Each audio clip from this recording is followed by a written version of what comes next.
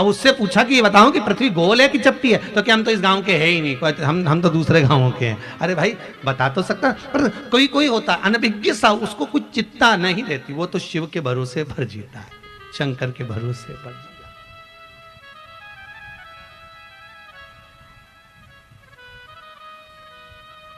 शिव के भरोसे पर जो है महाराज, उसको जीवन में कभी दुख, जीवन में कभी तकलीफ, जीवन में कभी कष्ट नहीं आ सकता। जो शिव के भरोसे पर, आशाइक राम जी से दूजी आशा छोड़ दे, नाताइक राम जी से दूजा नाता तोड़ दे, साधु संगे राम रंगे अंग अंग रंगिए, जाई विधि राखे भोला ताई विधि रहिए। जहां जैसा मेरा भगवान रखे, राम रखे, मेरा श्याम रखे, मेरा कृष्ण रखे, मेरा शंभु रखे, उस भाव में हमें रहना है, उस भाव में हमको रहना सीखना है। और जिस दिन हम शिव के भरोसे पर हो गए, जिस दिन हम शंकर के भरोसे पर हो गए, जिस दिन हम शंकर के अनुकूल हो गए, शंकर के भाव में जीना चालू कर दिया, उस दिन हमारा जीवन सार्थक हो गया। आया एक पत्र में, देखो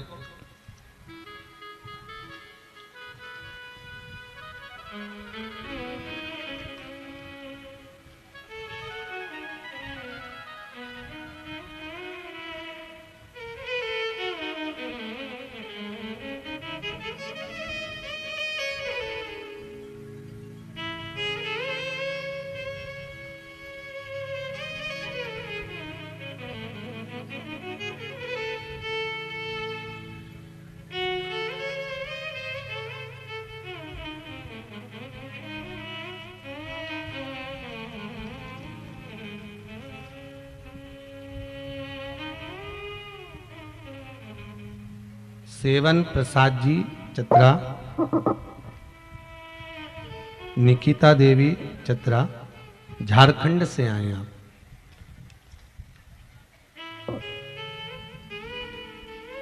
बैठे।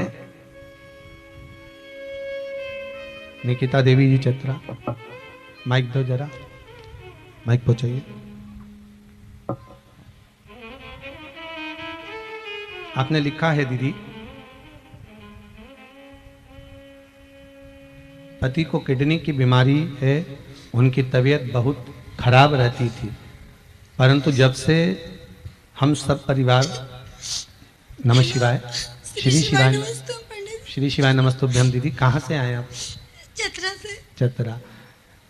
रोइए नहीं, बाबा ने अगर कृपा कर कर आपको यहाँ बुलाया है ना, तो बाबा की ही कृपा मानिएगा। हम तो कहते हैं अगर नसीब है पंडित जी जो आप काम कथा श्रवण कर रहे हैं पंडित जी। जी, आपने इसमें लिखा है कि किडनी का प्रॉब्लम था और ज्यादा था, अभी की स्थिति कैसी है उनकी? ठीक है पंडित जी। पहले से आराम है उनको? ठीक है। ठीक है, बाबा की बस यही कृपा बनी रहे। हम तो बाबा से ये विनती करेंगे कि बाबा और जल्दी से जल्दी उनको ठीक करे और शीघ्र अतिशीघ्र स्वस्थ हों, बाबा से यही निवेदन। श्री शिवाय नमस्तुभ्यम। बैठो बैठो बैठो, विराजिए विराजिए। श्री शिवाय नमस्तुभ्यम। बाबा ने अगर कृपा करी है, हमने कहा था ना आपको कि शेर घाटी वालों पर भगवान की बड़ी कृपा हुई है। अगर बाबा ने करुणा करी है ना और यहाँ बुलाया है, तो शायद शेर घाटी के ही नहीं, पूरे बिहार क्षेत्र के सभी जीवों के उद्धार के लिए बाबा ने शिव महापुराण की कथा रखी। कहीं शिव की कृपा हो, करुणा शिव करे महाराज। आपका भाव अगर निर्मल है और भगवान अगर कृपा करा हुआ है और उसने करुणा करी है, तो वो किसी भी रूप में आकर फल प्रदान करेगा ही। फिर कहेंगे सोना दुकान लेकर जाओ कष्ट के समय पर, वो अलग बात है, पर इस तन को, इस मन को शिव तक लेकर जाना, भगवान शंकर के दरवाजे लेकर जाना, भगवान शिव से विनय करने लेकर जाना, उनसे विनती कर, बाबा हमने जीवन में बहुत दुख देखा है, बहुत कष्ट देखा है, पर भरोसा आपका है, विश्वास आपका है। और विश्वास और भरोसा यदि आपका है तो मुझे उम्मीद है डूबने नहीं दोगे। जैसे माता जगत जननी पार्वती जी ने तप करा, साधना करी बाल्यावस्था से, छोटी सी अवस्था में देवऋषि नारद सामने से आकर भगवान श्री हिमालय राज जी ने पूछ लिया देवऋषि नारद से, अरे नारद जी आप आए हो, मेरी बेटी का भाग्य बता दीजिए, मेरी बेटी की किस्मत क्या बोल रही है, मेरी बेटी का भाग्य क्या बोल रहा है, मेरी बेटी का भाग्य क्या कहता है, जरा बता दीजिए। देवऋषि नारद छोटी सी कन्या को देखकर, पार्वती जी को देखकर उनका भाग्य बताने लगे। छोटी सी कन्या का स्वरूप देखकर, छोटी सी कन्या का रूप देखकर देवऋषि नारद उनका भाग्य बता रहे हैं, उनके भाग्य का निर्माण कर रहे हैं, उनके भाग्य का वर्णन कर रहे हैं कि आपकी जो बेटी है, आपकी जो पुत्री है, उसका स्वरूप यह होगा, उसका आने वाला समय ऐसा होगा, उसके आने वाले समय का क्रम यह होगा।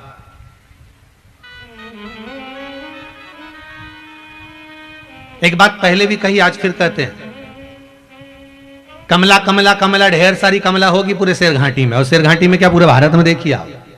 बिमला बिमला बिमला, ढेर सारी बिमला होगी। रामकली रामकली, ढेर सारी रामकली होगी। भेरू भेरू, ढेर सारा भेरू होगा। बोलो है कि नहीं सही बात? राम राम, ढेर सारे राम। अब मालूम पड़े किसी ने अपना नाम धीरज सिंह रख दिया तो धीरज धीरज, ढेर सारे धीरज होंगे। नवीन नवीन, ढेर सारे नवीन होंगे, ढेर पड़े। अब तुम सुबह से उठी और सुबह से उठकर तुमने सबसे पहले अखबार खोला और अखबार खोलकर सबसे पहले उसमें राशि पढ़ी, और राशि पढ़ी तो क्या देखा, आज मेरी राशि में लिखा है कि मुझे आज ये मिलेगा। अब एक जैसी राशि तो ढेर सारी, बोलो सही है कि गलत है? ना जाने कितनों की राशि एक जैसी होगी, कितनों का नाम एक जैसा होगा, पर विचार करिए, किसी को तो सुख मिला, किसी को दुख मिला। सही है कि गलत है? ये क्यों मिला? जब राशि में लिखा हुआ है कि तुमको आज धन ज्यादा मिलेगा, संपदा ज्यादा मिलेगी, नौकरी मिलेगी, तुम्हारी उन्नति होगी, तुम्हारी तरक्की होगी, तुम्हारे यहाँ ऐसा होगा, जब राशि में लिखा है तो फिर होना चाहिए था। फिर हुआ क्यों नहीं? क्योंकि शास्त्र कहता है, भगवान की कथा कहती है, शिव महापुराण की कथा कहती है, ये अपनी जगह पर है। ऐसा नहीं है कि राशि देखने से होगा, नहीं होगा, पर शास्त्र कहता है राशि के साथ में व्यक्ति को अपना कर्म भी करना पड़ेगा। कर्म जरूर है।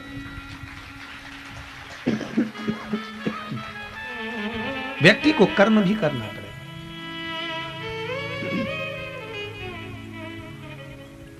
और जब तक आप कर्म नहीं करोगे, जब तक कर्म की ओर अग्रण्य नहीं होगे, तब तक फल कैसे मिले? फल मिले तो फिर मिले कैसे? काम करते रहो, नाम जपते रहो, पार कर देगा वो भी कभी ना कभी। तुम कर्म तो करो, कर्म करते नहीं और विचार करो कि मुझे बस फल मिलना चाहिए। आज के जमाने में दुनिया के लोग बहुत चतुर हैं, सोचे मैं काम कुछ नहीं करूं, कहीं का ऐसा महाराज मिल जाए, कहीं का ऐसा पंडित जी मिल जाए, कहीं का ऐसा महाराज मिल जाए, ऐसी विद्या करने वाला मिल जाए कि बस ऐसी भभूति घुमाए और नीचे से हंडा सोने का निकलता जाए। आज के जमाने में तो लोग इस तुक में लगे कि कहीं का ऐसा महाराज मिल जाए जो ताली बजा से सोने के हंडे निकाल कर दे दे, कहीं से ताली बजाए और जमीन में से हंडे निकलते जाए। तो ऐसे महाराज कहीं मिल जाए तो हमको भी बता देना रे दादा, हमें भी बोल देना कि वहां पर सोने के हंडे निकल रहा है। और निकलते होते तो पहले महाराज नहीं निकाल लेते? अरे बोलो तो जम के, निकालते कि नहीं निकालते? कि पहले अपन तो अपना घर भरे। शिव महापुराण की कथा भी तो वही कहती है कि तुम्हारे पास में 100 का नोट होगा तब तो तुम 1 रुपया किसी को दान दोगे। सही है गलत है? कि तुम्हारे पास में 5,000 रुपए होंगे तो तुम 50 रुपए दोगे, तुम्हारे पास में 50 लाख रुपए होंगे तब तुम 100 रुपया दोगे, तुम्हारे पास में होगा तो दोगे ना। शिव महापुराण की कथा भी तो ये कहती है कि तुम्हारे पास होगा तो तुम किसी को दोगे कुछ।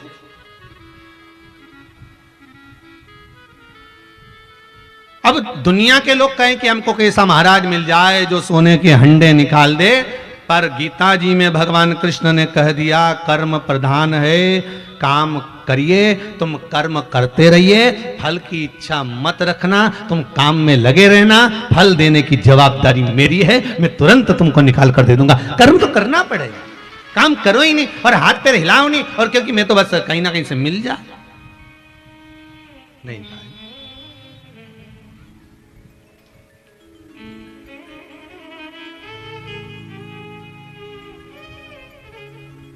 कर्म करना पड़ेगा, बिना बिना कर्म के नहीं हो सकता। आप करो।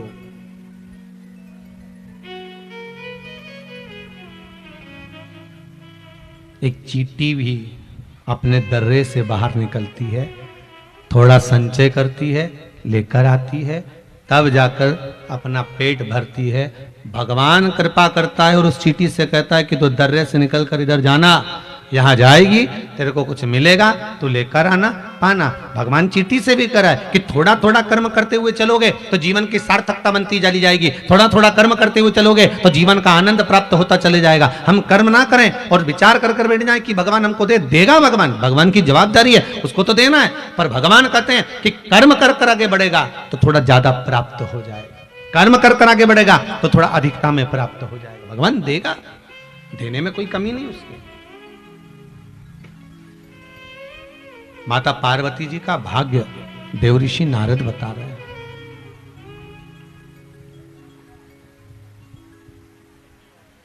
माता पार्वती जी का भाग्य देवऋषि नारद बता रहे हो। देवऋषि नारद ने कहा इनको जो पति मिलेगा, नग्न वेशधारी, भस्मी रमाने वाला, जटा जूट बांधने वाला, ऐसा इनको पति मिलेगा।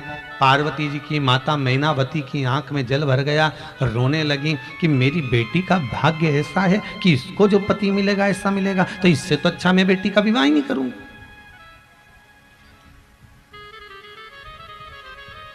इससे तो मैं बेटी का विवाह ना करूं।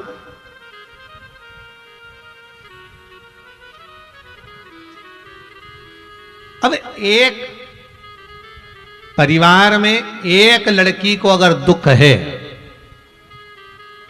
बड़ी दुखी है वो बेचारी ससुराल में, तो उसको अगर किसी ने देख लिया तो क्या दूसरी बेटी का विवाह नहीं करोगे? अरे बोलो तो जम के, नहीं करोगे क्या? करोगे तो सही ना भाई, हो सकता है उसका भाग्य अलग हो। और जिसके भाग्य में जो लिखा है वो तो होना ही है महाराज। जन्म, मरण और परण, परण मतलब शादी। जन्म, मरण, मृत्यु और परण, शादी, ये तीन मेरे देवाधिदेव महादेव के हाथ में है। जन्म मेरे महादेव के हाथ में, मरण मेरे महादेव के हाथ में और परण मेरे महादेव के हाथ में।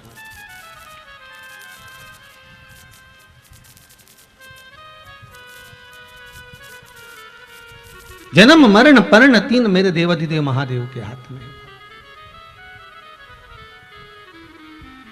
ये तीन शिव के हाथ में। डॉक्टर ने कह दिया बहू को, बेटी को इतने समय तक डिलीवरी हो जाएगी, जापा हो जाएगा। मालूम पड़े 4 दिन पहले ही हो गया, मालूम पड़े 15 दिन बाद हो गया। जन्म उसके हाथ में, मरण, मृत्यु लोगों ने देखकर कहा था इस तो खूब जिएगा, इसकी तो खूब उम्र है, खूब बढ़िया पत्रिका, क्या जोरदार इसके हाथ की रेखा, ये तो खूब जिएगा। अब मालूम पड़े बीच में कोरोना हो गया और निपट गया। अब पत्रिका का क्या करोगे? अब वो हस्तरेखा का क्या करोगे? मरण, मृत्यु लिखा, मरण, ये मरेगा। डॉक्टर ने कह दिया इसकी अंतिम सांसें चल रही है, इसके प्राण छूटने वाले हैं। डॉक्टर ने कह दिया इसको घर ले जाओ, अब इसका अंतिम समय है, अंतिम श्वासें हैं। मालूम पड़े और घर ले गए।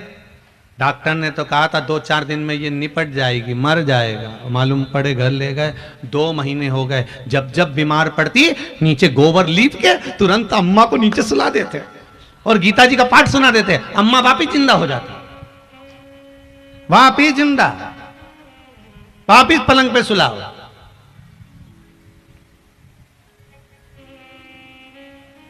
फिर अम्मा बीमार पड़ी, फिर नीचे सुला दिया, फिर जिंदा। अच्छा कई तो फोन लगा के पूछे गुरुजी से, गुरुदेव हमारी अम्मा को हमने 4 बार गीता जी सुना दी, 5 बार गाय दान दे दी, 25 बार तुलसी का दल गंगा जल पिला दिया, पर नहीं जा रही।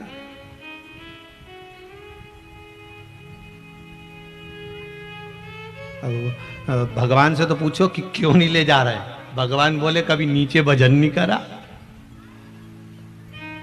नीचे मृत्यु लोक में कभी भजन नहीं करा, नाम जाप नहीं करा, मंत्र जाप नहीं करा, स्मरण नहीं करा, कैसे लेकर जाऊं इसको? जन्म, मरण और परण, विवाह, कितनी भी कोई कह दे कि अगले महीने तक हो जाएगा, बस बहुत अच्छा ग्रह आ रहा है, शादी हो जाएगी, मालूम पड़े 1 साल निकल गया, 1 साल। जन्म, मरण, परण। किसी ने कहा था 12 महीने बाद होगी, मालूम पड़े 15 दिन में ही पक्की हो गई। जन्म, मरण, परण 3 शिव के हाथ में। शंकर ने किसी को नहीं दिया ये, किसी को भी। इसलिए आज भी ब्राह्मण कहते हैं अगर किसी का एक्सीडेंट हो जाए, कोई बीमार पड़ गया, बहुत बेकार हालत हो गई, वेंटिलेटर पे डाल दिया गया, तो पंडित जी क्या कहेंगे कि महामृत्युंजय का जाप करवा, क्योंकि ब्राह्मण को मालूम है कि अगर जन्म, मरण और परण शिव के हाथ में है तो मृत्यु शंकर के हाथ में है। अगर महामृत्युंजय का जाप प्रारंभ करवा दिया तो यह पक्का है कि वो प्राण कुछ देर के लिए रोक सकता है। वो महामृत्युंजय के मंत्र में वो बल है, इसलिए ब्राह्मण कहते महामृत्युंजय का जाप करिए, इसका अनुष्ठान कर लीजिए, जप कर लीजिए।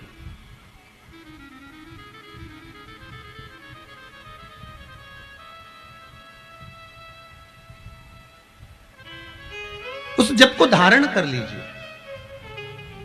पर एक बात आपसे हम कहना चाहेंगे, थोड़ा सा भले आपको बुरा लगे चाहे भला लगे, जितने श्रोता टीवी के माध्यम से सुन रहे हो, आस्था के माध्यम से सुन रहे हो, चाहे फेसबुक यूट्यूब पर श्रवण कर रहे हो, सबसे हमारा एक ही निवेदन है, इस बात को ध्यान में रखना कि आज के समय में एक नया फैशन निकल गया है कि मोबाइल में महामृत्युंजय मंत्र डाल लिया जाता है और चलते फिरते खाते पीते महामृत्युंजय मंत्र बजता रहता है।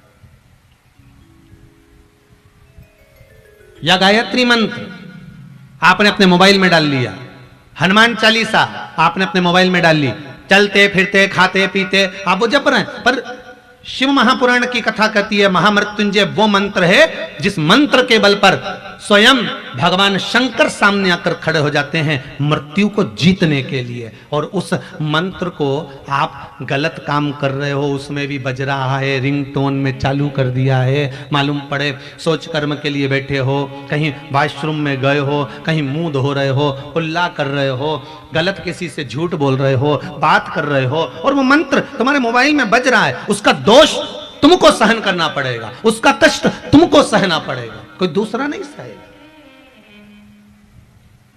मंत्र का प्रयोग, मंत्र का उपयोग आप करो, मना नहीं है, परंतु उस मंत्र का प्रयोग जब आपको लगे कि मुझे इस मंत्र की जरूरत है तब उस मंत्र को छोड़ा जाए। भगवान राम के उस तर्कस के अंदर कितने बाण थे, पर भगवान ने समय समय पर छोड़े कि हाँ अब इस बाण की जरूरत है छोड़ दिया जाए, अब इसकी जरूरत है छोड़ दिया जाए, अब इसकी जरूरत है छोड़ दिया जाए। लक्ष्मण जी ने बार बार भगवान राम से कहा 1 मिनट में निपटा दो इस रावण को, भगवान कहते नहीं पहले छोटे छोटे बाण छोड़े जाएंगे। डॉक्टर भी अगर टेबलेट देता है, डॉक्टर भी दवाई देता है तो पहले छोटी छोटी देता है कि हाँ ये काम कर जाएगी, ये काम कर जाएगी, ये काम कर जाएगी। जब इतने mg की काम नहीं करती, 60 mg 70 mg 200 mg की काम ना करे, फिर 500 mg पर पहुंचता है कि हाँ अब ये दवाई काम करेगी, 500 से फिर आगे बढ़ेगा 550 mg की, 600 mg की भेजेगा।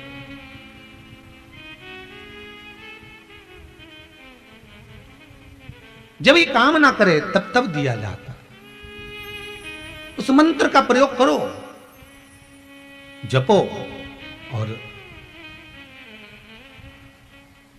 जब हम किसी कष्ट में हों तब किसी ब्राह्मण देवता के पास जाकर निवेदन कर कर कहें ब्राह्मण देवता, हे ब्राह्मण देव आपकी कृपा हो, हमें महामृत्युंजय मंत्र का अनुष्ठान करवाना है, मेरे दादा, मेरे पिता, मेरी माता, मेरी बहन, मेरा भाई, उसकी स्वास्थ्य। ब्राह्मण देवता संकल्प ले और संकल्प लेकर फिर वो महामृत्युंजय मंत्र का स्मरण करे, उसका जो फल हो, उसका जो सुख हो, वो एक आनंद देने वाला, उसका एक आनंद है।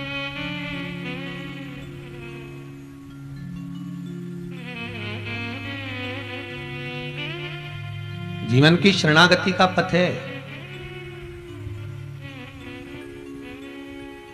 सुख देने वाला, आनंद देने वाला। आज शिव महापुराण की कथा कह रही है, पार्वती जी मैया का भाग्य देवऋषि नारद ने बता दिया कि इनको ऐसा पति मिलेगा। किसके भाग्य में क्या लिखा है किसी को नहीं मालूम।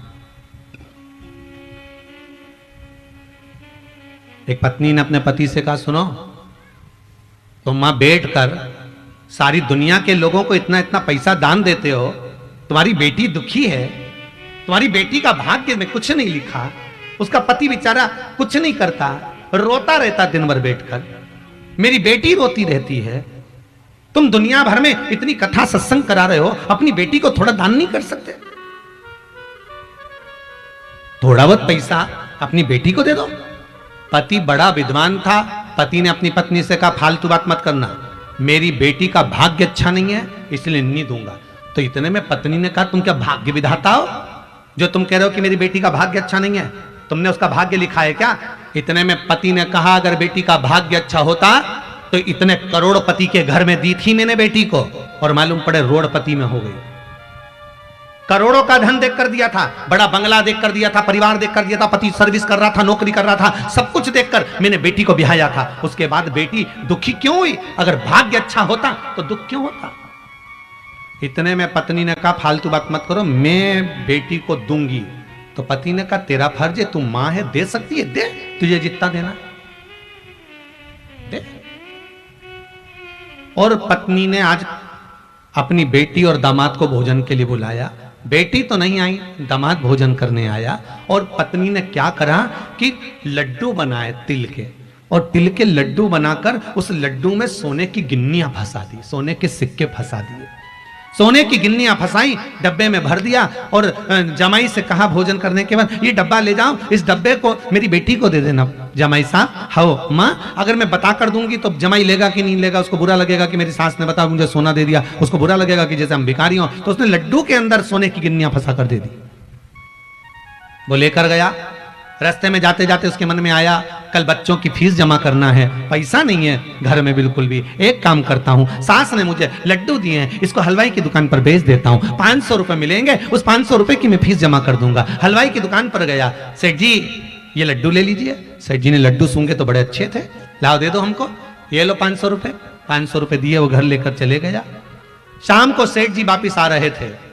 सेठ जी आते आते उनके मन में आया, आज मेरी पत्नी का जन्मदिन है, लड्डू लेता हुआ चलता हूं। हलवाई की दुकान पर गए, आवाज लगाई, सेठ जी कहाँ हो? सेठ जी आए, बोलो साहब लड्डू दे दो जरा 2-4 किलो, ताजा डब्बा आया है लड्डू का, यही ले जाओ। लड्डू का डब्बा दिया, सेठ जी घर ले जाकर लड्डू पहुंचे। आज पत्नी का जन्मदिन था, जन्मदिन पर लड्डू जैसे ही पत्नी के मुंह में दिया तो सोने की गिन्नी आ गई। पत्नी ने पूछा ये लड्डू कहां से लिया है? इतने में पति ने कहा हलवाई की दुकान से लाया हूं। ये लड्डू हलवाई की दुकान पर कहां से आ गए? पता नहीं।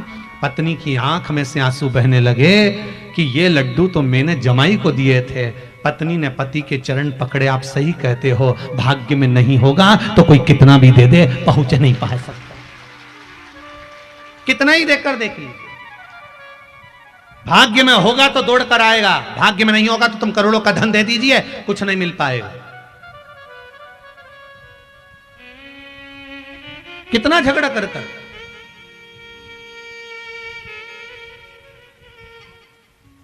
भाग्य में हो क्यों ना मिले। कितने लड़े एक मकान के चक्कर में, भाई भाई लड़े एक मकान के चक्कर में। मेरा है, मां ने मेरे को दिया था, मम्मी ने मुझे दिया था, पिताजी ने मुझे दिया था, लड़ाई करी, अदालत में बात हुई, सब कुछ करा, विवाद पर विवाद, विवाद पर विवाद हुआ। मकान ले भी लिया, अब उसमें कितने दिन रहे मालूम पड़े परमात्मा ने हाथ पकड़कर खींच लिया तो मकान में कौन रहेगा? कौन? भगवान से कहना, भगवान हमें किसी के भाग्य का मत देना, भगवान हमको हमारे भाग्य का देना, इतना देना कि जीवन में एक बार शिव महापुराण की कथा करवाऊं, इतना मुझे दे देना बस। मुझे अपने भाग्य का देना, जैसे आज दिलीप जी अग्रवाल कथा करवा रहे हैं, ऐसी कृपा शेर घाटी पर फिर हो। और भगवान से प्रार्थना करना ऐसा धन मुझे देना, कमाया कमाया कमाया कमाया, आखिरी में छोड़ दिया और फोटो इतना बड़ा दीवार पे टंग गया, ऐसा कमा कर नहीं छोड़ना। भगवान से कहना ऐसा देना कि जीवन में एक बार शिव महापुराण की कथा मैं भी करवाऊं, अपने जीवन को सार्थक मैं भी बनाऊं। कमाया पतियों ने, मना नहीं, दुकान जमीन जायदाद सब कमाया, दुनिया भर की दौलत भी बनाई। किसके काम की? मकान बनाया, उसमें कितने तुम रह रहे हो? इतना बड़ा मकान, और मकान में भी तुम्हारा कमरा इतना बड़ा, उसी में एक पलंग, और उस कमरे में भी तुम्हारी जगह कितनी, पलंग पे भी इतनी जरा सी जगह, उसमें अलमारियां 4-4, तुम्हारे कपड़े रखने की अलमारी कितनी, एक, और एक अलमारी में भी आधी में तो जगदम्बा की साड़ी, तुम्हारी तो आधी है। कितना कमाया, सब यहीं छोड़, क्या गया, सब धरा गया। बस एक चीज अपने साथ में जाती है, भगवान का जो भजन करा वो, जो दान करा वो, जो पुण्य करा वो, जो सत्कर्म करा वो, और जो भगवान की कथा को श्रवण किया वो अंतिम समय तक साथ चला जाता। सब छूट गया, बाकी का पड़ा रह गया, सब धरा की। और जो मर मर के चले गए ना, वो भी फोटो में टंगे हुए स्माइल देते हैं अपने को देख देख के। तुम्हारे घर में जितने मरे हुए गए उनका फोटो आज शाम को जाके देखना, मुस्कुराते हुए मिलेंगे। कोई ये सब सिर पे पल्लू डाल के मुस्कुराए, और कोई टोपी मोपी लगा के मुस्कुराए, मुस्कुराते हुए दिखेंगे। और उनके गले में एक प्लास्टिक की माला, वो भी पंखा चले तो माला हिले। और वो फोटो में भी अम्मा इसलिए स्माइल देती है, बेटी हम भी जोड़ जोड़ के मर गए, आखिरी में टंग गए, और तू भी जोड़ जोड़ के मर जाएगी, आखिरी में तू भी टंग जाएगी। यही लाइन से ढेर सारे टंगना। कर लो भजन। कभी कभी अपने अपने पतियों से पूछ लिया करो, किसके लिए कमा रहे हो? इतना धन किसके लिए जोड़ के ला रहे हो? किसके लिए झूठ बोल रहे हो? किसके लिए प्रपंच कर रहे हो? पति कहेगा मैं अपने बच्चों को पढ़ाने के लिए, पति कहेगा मैं अपनी पत्नी के लिए, मैं अपना वैभव बनाने के लिए, अपना नाम चलाने के लिए, अपनी पत्नी और अपने बच्चों के लिए। तो पत्नी ने कभी कहा अपने पति से कि तुम झूठ बोल कर कमाना? आप में से कितनी माताएं बैठी हैं जो अपने पति से कहती हो कि दिन भर झूठ बोलो? कितनी बैठी है जो अपने पति से कहती हो कि झूठ बोलकर कमा के लाओ? कितने बच्चे बैठे हैं जो अपने पापा से कहते हो पिताजी मेरी पढ़ाई के लिए तुम झूठ बोलना, बेईमानी करना, छल करना, प्रपंच करना, कपट करना? ना तो बेटे ने कभी कहा, ना कभी बेटी ने कहा, ना कभी पत्नी ने कहा कि झूठ बोलकर कमाना। उसके बाद भी तुम झूठ छल कपट कर कर कमा रहे हो। तो तुम्हारे ऊपर मरकर व्यक्ति जब ऊपर जाता है, यम की कैद चढ़ता है, वहां जाके रोता है कि मैंने झूठ बोला था पत्नी के लिए, मैंने झूठ बोला था अपने बच्चों के लिए, मुझे अकेले को नरक मत भट डालो, मुझे अकेले को नरक मत पटको। तो यमराज कहते क्या चाहते हो? मेरी पत्नी और बच्चों को भी तो नरक डालो, क्योंकि उनके लिए कमाया था, उनके लिए जोड़ा था, तो पत्नी और बच्चों को भी नरक डालो। तो यमराज कहेगा झूठ किसने बोला? तूने। छल किसने करा? तूने। कपट किसने करा? तूने। बेईमानी किसने करी? तूने। तो भोगेगा भी कौन? तू। इसीलिए फिर निवेदन है, तेरा क्या होगा रे कालिया? कौन भोगेगा? कोई दूसरा भोगने वाला है? भोगना तुमको है। और मेरी माताओं से निवेदन है, क्यों कहते हैं कि माताओं आप कथा में जाओ? क्यों कहते हैं कि आप सत्संग में जाओ? क्यों कहते हैं कि आप धर्म में जाओ? क्यों कहते हैं कि आप भगवान की भक्ति में लगे रहो? उसका कारण है, पति कितनी भी बेईमानी का धन लाए, झूठ बोलकर लाए, प्रपंच कर कर लाए, आप अगर सत्संग में जाकर बैठ जाती हो तो आपके धर्म का आधा हिस्सा पति के खाते में चला जाता है। आप धर्म तो करो, आप सत्कर्म तो करो, आप भजन तो करो, आप कीर्तन तो करो, मंत्र जाप तो करो, आपकी पूंजी थोड़ी उसके खाते में जाएगी, तो वो भी नरक नहीं भोगेगा, तर जाएगा। और वो तो कहता है कि मेरी कमाई में से 2 रुपया लेकर जाना, कहीं शिव पुराण में, कहीं भागवत में, कहीं धर्म में लगा देना। पर माताएं उसकी कमाई में से निकालती तो है, पर सब डेंटिंग पेंटिंग में लगा जाती है। तो काहे का धर्म में लगा है? मुझे तो आज तक एक बात समझ में नहीं आया कि ये 2-3 घंटा भगवान जाने वो ऐसी कुर्सी पे बिठा दें और ऐसी ककड़ी धर दें और यहां से यहां तक पोत पुता के और बिठा दें, और ये 3 घंटा एक जैसी ना हिले ना डुले। भगवान जाने इतना विल पावर कहां से आता होगा, इतनी मन में कट्टरता कैसे आती होगी कि 3 घंटा बैठी रहे। और नहीं तो यहां 3 घंटा बिठाओ तो रामदेव बाबा का पूरा आसन लगा ले, पूरे आसन रामदेव बाबा के लगा ले उतनी देर में। तो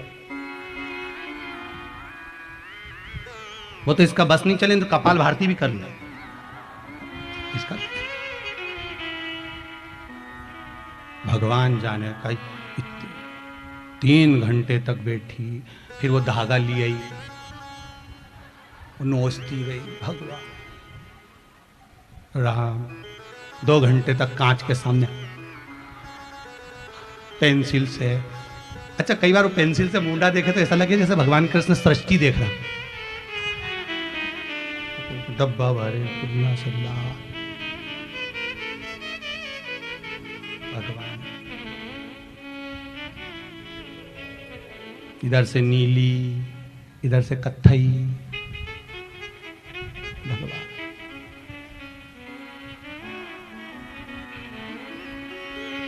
जब ये लोग श्रृंगार करके शादी में जाए नहीं, तब ऐसा लगता है कि शंकर जी की शादी हो रही है, क्योंकि सारी डाकनी, पिशाचनी, चुड़ैल, भूत, भयंकर सब ही दिख रहे, सारे की सारे।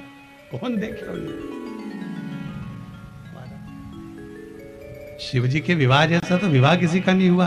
भोलेनाथ जी महाराज तैयार ही नहीं हुए, श्रृंगार ही नहीं करा। भगवान विष्णु ने कहा भोलेनाथ जी तैयार हो, तुम्हें शादी है?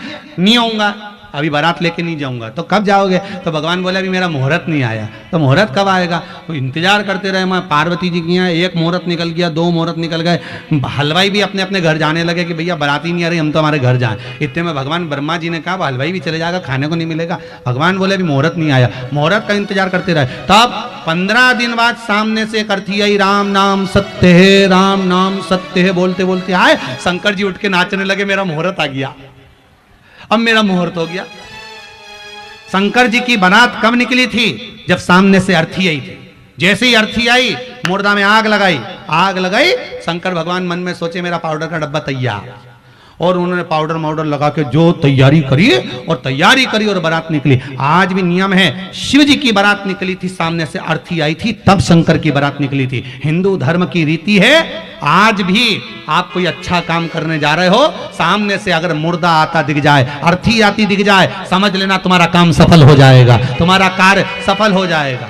समझ लेना, आज भी नियम है, सामने से मुर्दा आते दिख जाए तो कार्य सफल है। स्वप्न में किसी मरे हुए व्यक्ति को देख लो, समझ लो कि आज कोई अच्छा काम होने वाला है। किसी अपने व्यक्ति को मरा हुआ देख लिया, समझ लेना उम्र बढ़ गई। तो इसका मतलब यह नहीं है कि तुम शमशान के पास घर बना लो। हाँ, तुम्हारा क्या भरोसा? तुम सोचो सियोर वाला महाराज बोला है कि मुर्दे को देखो तो काम सफल होता है। तुमने कहा अपन मकान ही शमशान के पास बनाएंगे, अपन तो प्लाट ही में ही खरीदेंगे, तो वहां से रोज आता जाता मुर्दा ही मुर्दा दिखेगा। इनका क्या भरोसा? बारात चली धड़ाके शिव जी की खूब दौड़ धाम से।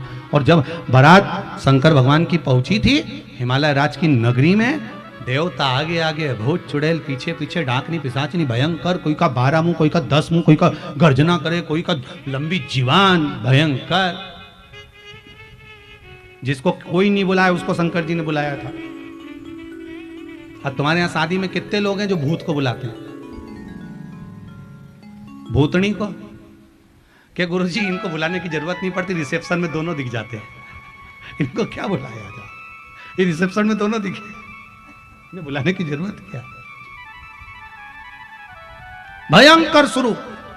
और जो हिमालय राज की नगरी में, और आगे आगे ब्रह्मा विष्णु महेश, भगवान ब्रह्मा विष्णु और 33 कोटि देवता सब आगे नाच रहा है, और पीछे पीछे उनके डमरू खड़काया तो डाकनी पिशाचनी चुड़ैल बहुत भयंकर आए, अब वो भी नाच रहे। तो इतने में इंद्रदेव ने ब्रह्मा जी से पूछा, ब्रह्मदेव ये बताओ कि आगे आगे जो देवता नाच रहे हैं, इनके तो नाचने का नाम है कि कोई कथक कर रहा है, कोई भांगड़ा कर रहा है, कोई गरबा कर रहा है, पर ये भूत चुड़ैल ऐसे नाच रहा है, हाथ हिलाए, कहीं पाँव हिलाए, कहीं जमीन पे सो जाए, इनके नाचने का कोई नाम है क्या? इतने में ब्रह्मा जी बोले, इसको कलयुग में लोग डिस्को कहेंगे,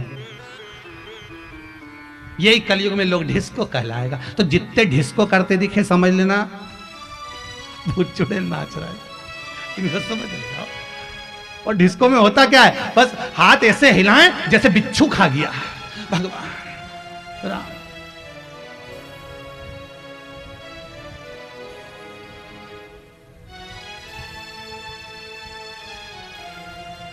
अरे यहां तो ठीक है, हमारे उधर सीहोर के पास में गांव में एक बारात आ गई शहर की, और गांव के अंदर। और एक बाराती जो थे ना वो जमीन पे सो के ऐसे ऐसे करके जमीन पे नाच रहा। तुमने भी देखा होगा, ना जाना कहाँ का डांस, वो जमीन पे नाच रहा। तो हमारे एक परिचित थे, तो उनकी माता जी को लगा कि इसको बेचारे को मिर्गी आ गई।